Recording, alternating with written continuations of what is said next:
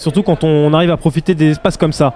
Hatim Sbaye à nouveau dans son couloir gauche pour un très bon centre là dans la surface, envoyé des 2 points sur Enzo Real qui va faire trembler le filet de l'entente. 15e minute et deuxième but de la saison pour Enzo Real. Il lui aura fallu que 20 minutes dans ce championnat pour inscrire ses 2 premiers buts. Un joueur comme Ouedraogo au second poteau et pourquoi pas couper au premier avec la barre qui va voir son but refusé pour une position de hors-jeu. Ça aurait pu être son premier en national d'ailleurs. Tartero qui cherche encore des espaces dans l'axe, qui cherche à s'engouffrer. Finalement c'est un décalage avec Simon Dia qui roule. Barre sortante malheureusement pour Simon Dia. Et surtout c'est dévié du bout des gants par Jean-Jacques Konog. Quelle parade du gardien lyonnais à la 38e minute. Et l'envie de faire encore plus. Ouais, là par contre, s'il est dans la surface de réparation, ouais, c'est pas le bon choix derrière Ouedraogo. C'est pas non plus le bon choix en allant bousculer le gardien.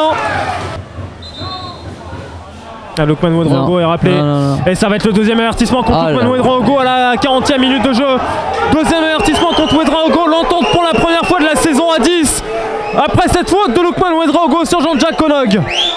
La mi-temps est sifflée par Mathieu Vernis, 1-0 à la pause pour la Duchère grâce à la deuxième réalisation cette saison d'Enzo Real. N'a pas été si intéressant que cela. Heureusement qu'il y a le soutien dans la foulée de Hamadi Ayari.